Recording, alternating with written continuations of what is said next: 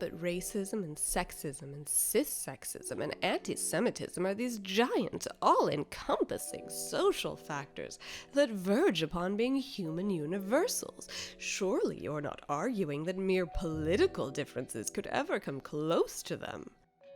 One of the ways we know that racism is a giant, all-encompassing social factor is the implicit association test. Psychologists ask subjects to quickly identify whether words or photos are members of certain gerrymandered categories, like either a white person's face or a positive emotion, or either a black person's face and a negative emotion. Then they compare to a different set of gerrymandered categories, like either a black person's face or a positive emotion, or either a white person's face or a negative emotion. If subjects have more trouble, as measured in latency time, connecting white people to negative things than they do white people to positive things, then they probably have subconscious positive associations with white people. You can try it yourself here. Of course, what the test famously found was that even white people who claimed to have no racist attitudes at all usually had positive associations with white people and negative associations with black people on the test. There are very many claims and counterclaims about the precise meaning of this, but it ended up being a big part of the evidence in favor of the current consensus that all white people are at least a little racist. Anyway, 3 months ago, someone finally had the bright idea of doing an implicit association test with political parties, and they found that people's unconscious partisan biases were half again as strong as their unconscious racial biases. Hat tip to Bloomberg. For example, if you are a white Democrat, your unconscious bias against blacks, as measured by something called a D score, is 0.16, but your unconscious bias against Republicans will be a 0.23. The Cohen's D for racial bias was 0.61, by the book, a moderate effect size.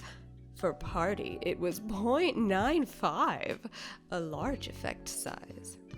Okay, fine. But we know race has real-world consequences. Like, there have been several studies where people sent out a bunch of identical resumes, except sometimes with a black person's photo and other times with a white person's photo, and it was noticed that employers were much more likely to invite the fictional white candidates for interviews. So just some stupid implicit association test results can't compare to that, right?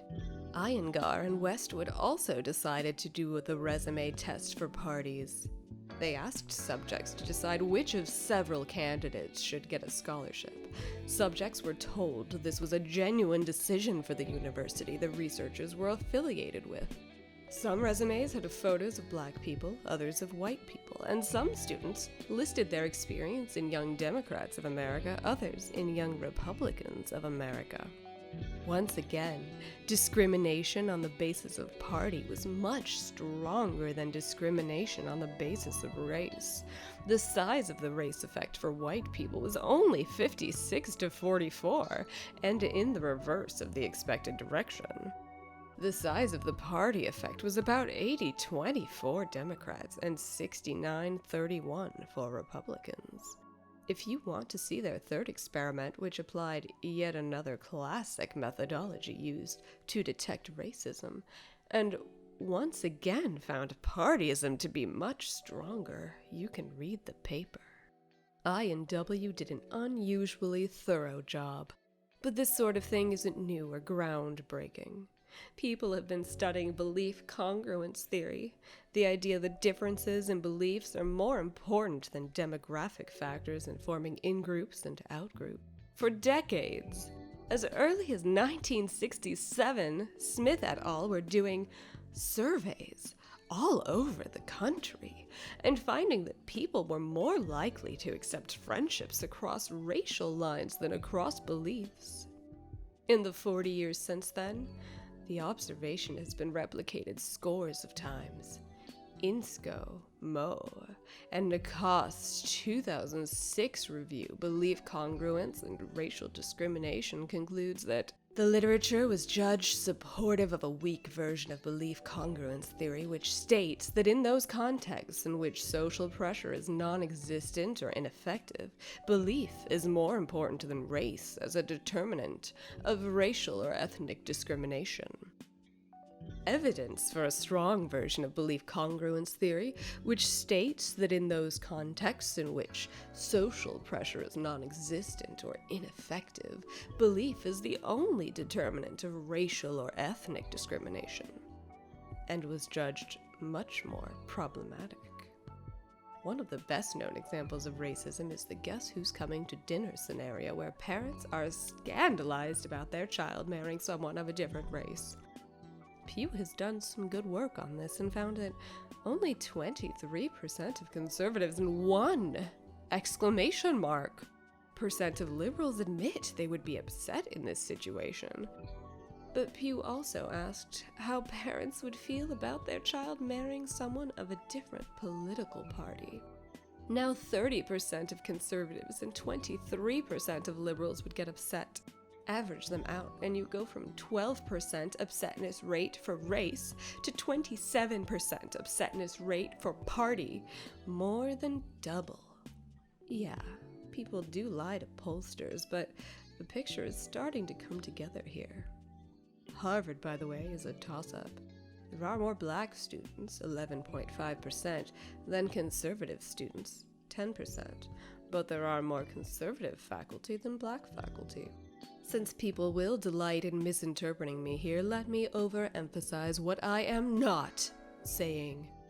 I'm not saying people of either party have it worse than black people, or that partyism is more of a problem than racism, or any of a number of stupid things along those lines which I am sure I will nevertheless be accused of believing.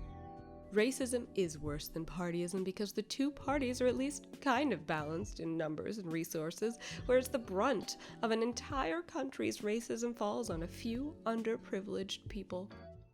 I am saying that the underlying attitudes that produce partyism are stronger than the underlying attitudes that produce racism, with no necessary implications on their social effects.